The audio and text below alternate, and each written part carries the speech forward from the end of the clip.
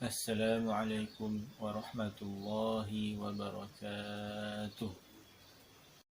Alhamdulillah arsala rasulahu bil huda wa dinil haqqi liyuzhirahu 'alad dini kullih walau karihal musyrikun. Wa ashhadu an la ilaha illallah wa ashhadu anna sayyidana Muhammadan 'abduhu wa rasuluh.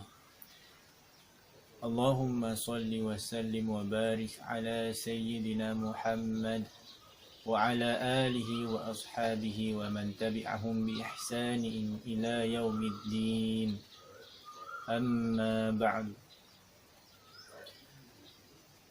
فيا عباد الله اتقوا الله حق تقاته ولا تموتن إلا وأنتم مسلمون معاشر المسلمين رحمكم الله.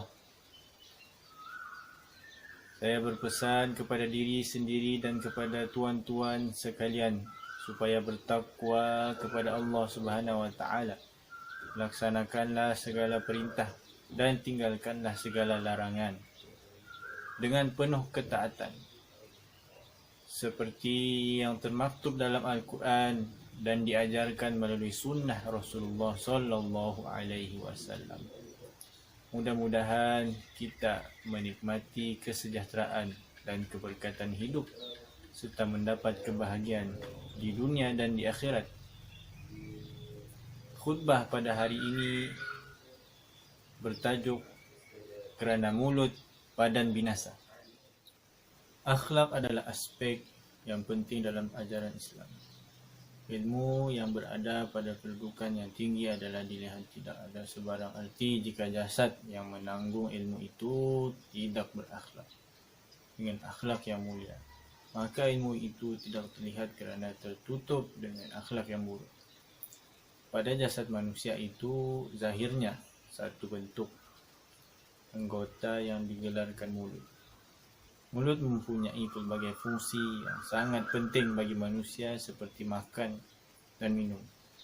Namun, dalam kita melihat zahirnya mulut itu dengan dilindungi dua bibir, di dalamnya terdapat lidah yang membolehkan manusia berkata-kata untuk bermuamalah sesama manusia di sekeliling. Lidah merupakan anggota badan manusia yang sangat kecil dan lembut. Jika manusia tidak mempunyai lidah, maka hilanglah kesempurnaan bagi manusia itu dengan menjadi manusia yang bisu. Namun, bentuknya yang kecil itu terdapat banyak bahaya padanya, yaitu bahaya yang menjerumuskan manusia kepada lembah kerosakan serta kemusnahan. Lidah adalah termasuk di dalam nikmat Allah Subhanahu wa taala yang Allah Subhanahu wa taala berikan kepada manusia. Dengan lidah ini, orang-orang yang beriman menzahirkan keimanan mereka dan orang-orang yang kufur menzahirkan kekufuran mereka. Allah Subhanahu wa taala berfirman, A'udzu billahi minasyaitonir rajim. Alam tara kaifa daraballahu mathalan kalimatan thayyibatan kasyajaratin thayyibatin asluha thabitun wa far'uha fis sama'. Maksudnya, tidakkah engkau melihat, wahai Muhammad, bagaimana Allah mengemukakan satu perbandingan, iaitu kalimah yang baik adalah sebagai sebatang pohon yang baik, yang pangkalnya, yakni akar tunjangnya, tetap teguh dan cabang pucuknya menjulang ke langit. Surah Ibrahim ayat 24. Allah Subhanahu wa taala memperumpamakan kalimah yang baik dengan sebatang pohon yang baik, yang pangkalnya tetap teguh dan cabangnya menjulang ke langit.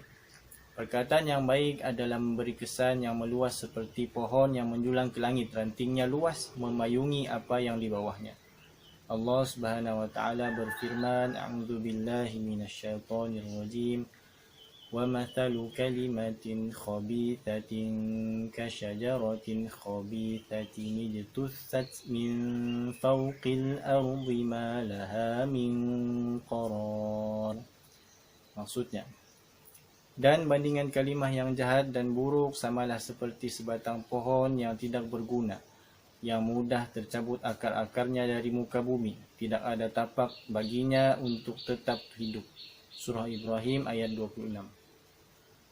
Seterusnya Allah SWT membuat perbandingan kepada perkataan yang jahat adalah seperti pohon yang tidak berguna, yang mudah tercabut akarnya, yang begitulah perkataan buruk tidak memberi manfaat, malah membawa mudarat pula kepada pendengarnya.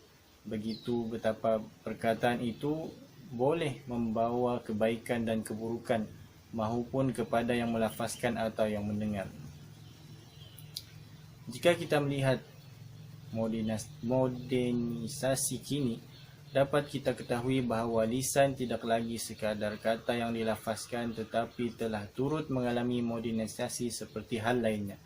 Kata-kata terkini hanya perlu dilafazkan secara mudah, iaitu dengan menggunakan saluran media sosial.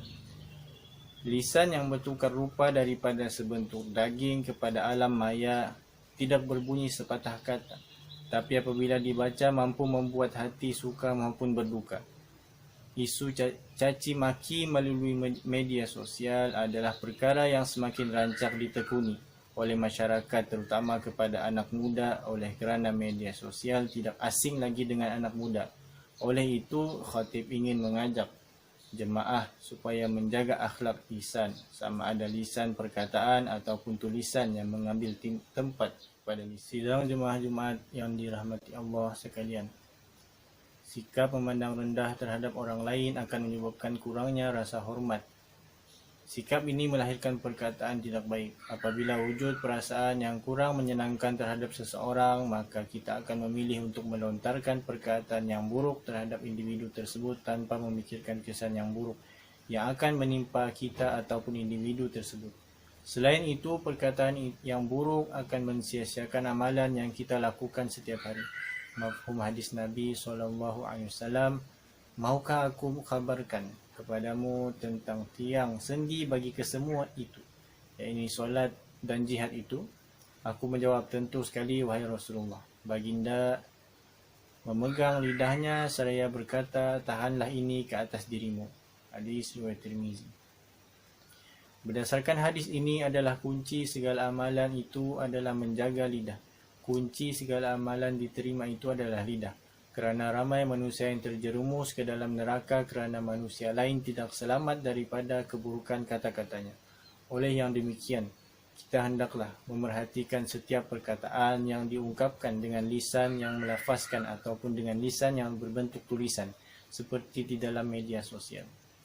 Ia penting bagi memastikan keselamatan kita di dunia dan akhirat. Perbuatan membangkit atau mengungkit serta menyakiti akan merosakkan sedekah seseorang. Diumpamakan pula kerosakan itu seperti rosaknya sedekah kerana ingin menunjuk-nunjuk. Sesiapa yang beriman kepada Allah SWT tidak hendaklah menjaga lisan seperti mafhum Nabi Muhammad SAW. An Abi Hurairah radhiyallahu anhu anna Nabiy Rasulullah sallallahu alaihi wasallam qala, man kana yu'minu billahi wal yawmil akhir falyaqul khairan aw liyasmut. Rawahu Bukhari. Maksudnya daripada Abu Hurairah radhiyallahu anhu bahawa Rasulullah sallallahu alaihi wasallam telah bersabda, barang siapa yang beriman dengan Allah dan hari akhirat maka hendaklah berkata-kata dengan kebaikan, atau jika tidak hendaklah dia diam. Manusia yang beriman kepada Allah Subhanahu wa taala dan hari akhirat tidak akan berkata kecuali yang baik. Menunjukkan kesempurnaan iman seseorang adalah lisannya. Iman yang tersemat erat di dalam hati akan melahirkan kata-kata yang baik. Sidang jemaah sekalian, lisan yang dapat berkata-kata di dunia, suatu ketika di akhirat nanti ia akan dikunci oleh Allah Subhanahu wa taala. Allah Subhanahu wa taala berfirman, a'udzubillahi minasyaitonirrajim. Al-yawma nakhtimu ala afwahihim wa tukallimuna aydihim wa tashhadu arjuluhum bima kanu yaksibun. Pada waktu itu kami memeterai mulut mereka dan memberi peluang kepada tangan-tangan mereka memberitahu kami kesalahan masing-masing, dan kaki mereka pula menjadi saksi tentang apa yang mereka lakukan, yaitu tentang apa yang mereka usahakan. Barakallahu li wa lakum bil Qur'anil azim wa nafa'ani wa iyyakum bima fihi minal ayati wa dzikril hakim. وتقبل مني ومنكم تلاوته إنه هو السميع العليم. أقول قولي هذا وأستغفر الله العظيم لي ولكم ولسائر المسلمين والمسلمات والمؤمنين والمؤمنات فاستغفروه ويا فوز المستغفرين ويا نجاة التائبين.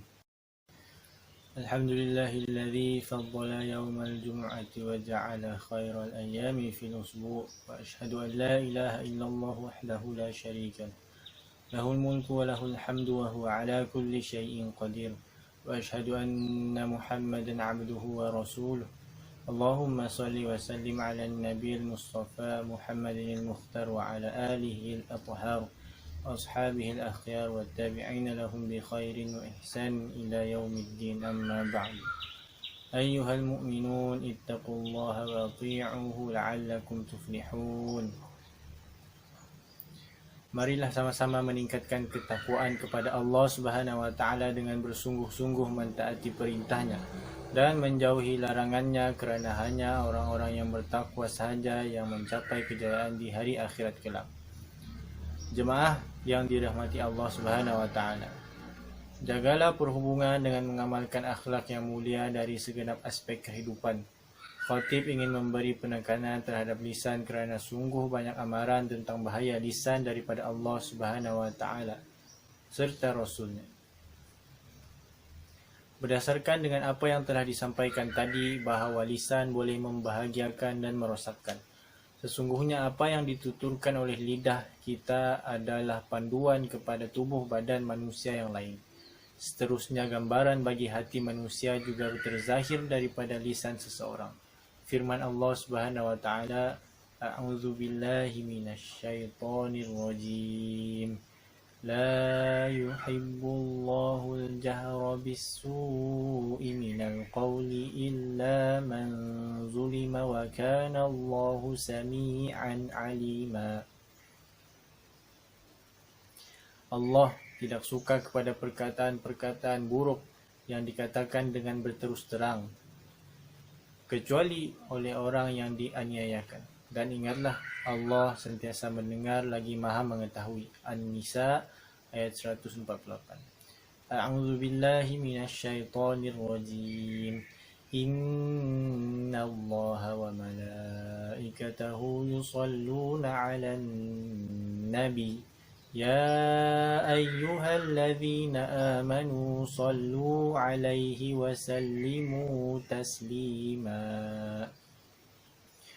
Allahumma salli ala Muhammad wa ala ali Muhammad kama sallaita ala Ibrahim wa ala ali Ibrahim wa barik ala Muhammad wa ala ali Muhammad kama barakta ala Ibrahim wa ala ali Ibrahim fil alamin innaka Hamidum Majid. Allahumma ighfir lil muslimin wal muslimat wal mu'minin wal mu'minat al ahya'i minhum wal amwat innaka sami'un qaribun mujibud da'awat. اللهم أعز الإسلام والمسلمين وأذل الشرك والمشركين والكفر والكافرين والنفاق والمنافقين ودمر أعداءك أعداء الدين. اللهم انصر الإسلام والمسلمين وأعلِ بفضلك كلمة الحق والدين.